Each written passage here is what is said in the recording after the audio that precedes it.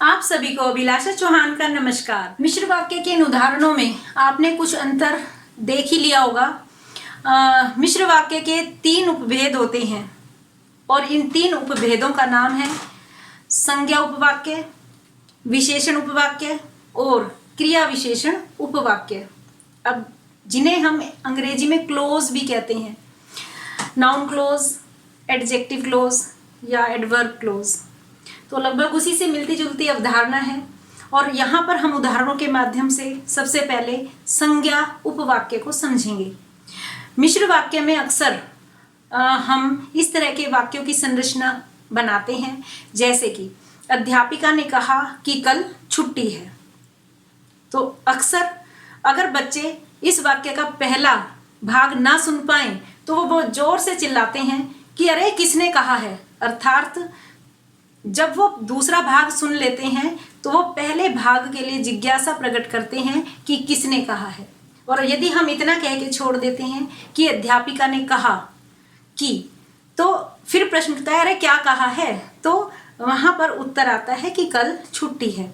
तो इस वाक्य में विशेष बात यह है कि प्रधान उपवाक्य में मुख्य क्रिया है और इसके बाद जो आश्रित उपवाक्य आया है वह प्रधान उपवाक्य की संज्ञा के स्थान पर प्रयुक्त हुआ है और इसी विशेषता की वजह से इसे संज्ञा उपवाक्य कहा जाता है। एक और उदाहरण देखिए, सुभाष चंद्र बोस ने कहा था कि तुम मुझे खून दो, मैं तुम्हें आज़ादी दूंगा।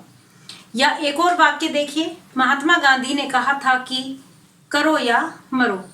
तो इन दोनों ही वाक्यों में भी आप यह स्पष्ट रूप से देख पा रहे होंगे कि पहले वाक्य में जो कि प्रधान उपवाक्य है, उसमें जिस व्यक्ति ने कुछ कहा है उसकी स्टेटमेंट या उसके कथन को गौण उपवाक्य में दर्शाया गया है या बताया गया है। तो कहने का अर्थ यह हुआ कि संज्ञा उपवाक्यों में हम प्राय 2 लक्षणों के आधार पर इनको पहचान सकते हैं कि एक तो इनमें की समुच्चय बोधक शब्द का प्रयोग किया जाता है और दूसरा गौण उपवाक्य में मुख्य वाक्य के किसी संज्ञा या सर्वनाम के की स्टेटमेंट या कथन को बताया गया या लिखा गया होता है। तो इस प्रकार के वाक्य संज्ञा उपवाक्य कहलाते हैं। आइए अब हम समझते हैं मिश्र वाक्य के दूसरे भेद विशेषण उपवाक्य को।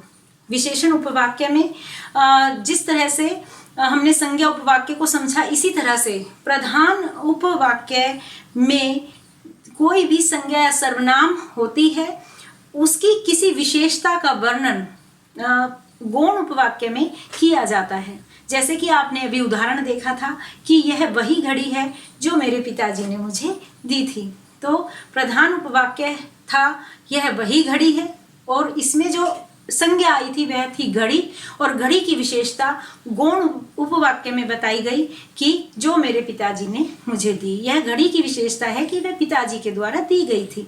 तो इस तरह से इस वाक्य में दूसरा वाक्य गौण उपवाक्य है और यहाँ पर इसकी विशेषता बताई गई है।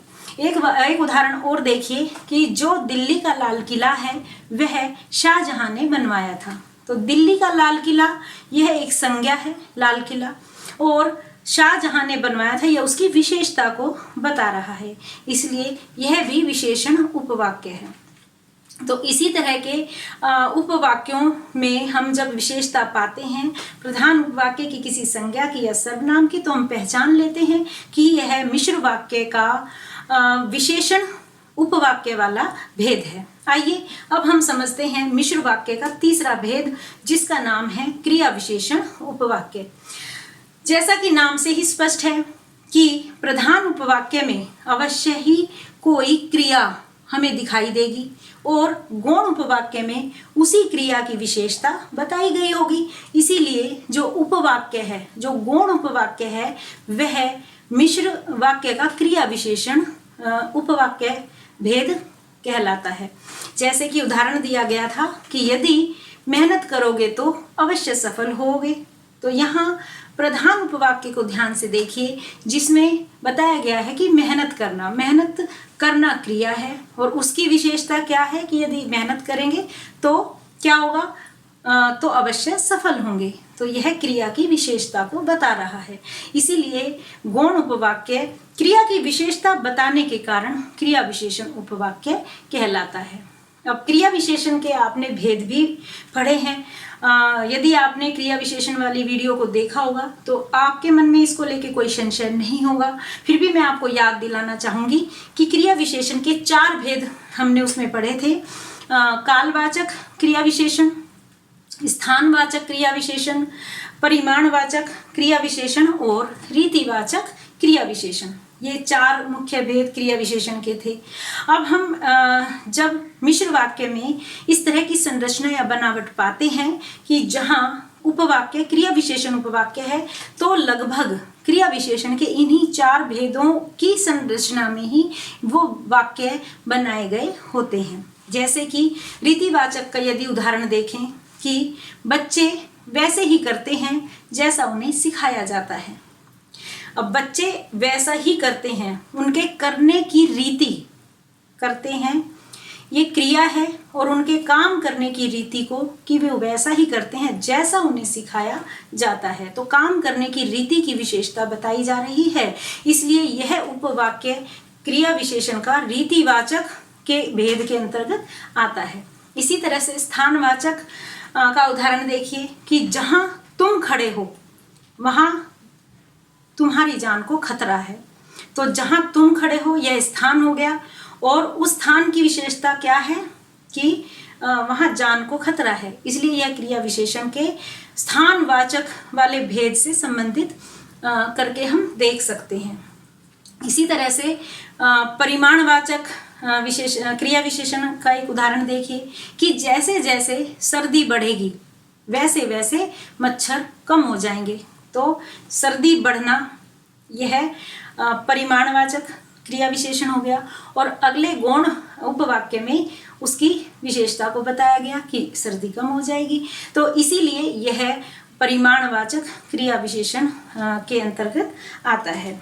अब यदि हम स्थानवाचक या परिमाणवाचक या रीतिवाचक या कालवाचक इन 4 भेदों में से किसी भी प्रकार की संरचना या बनावट मिश्र वाक्यों में पाते हैं तो हमें समझ जाना चाहिए कि यह क्रिया विशेषण उपवाक्य का उदाहरण है। तो इस तरह से आपने मिश्र वाक्य के भी 3 भेद, संज्ञा उपवाक्य, विशेषण उपवाक्य और क्रिया विशेषण उपवाक्य को समझ लिया है।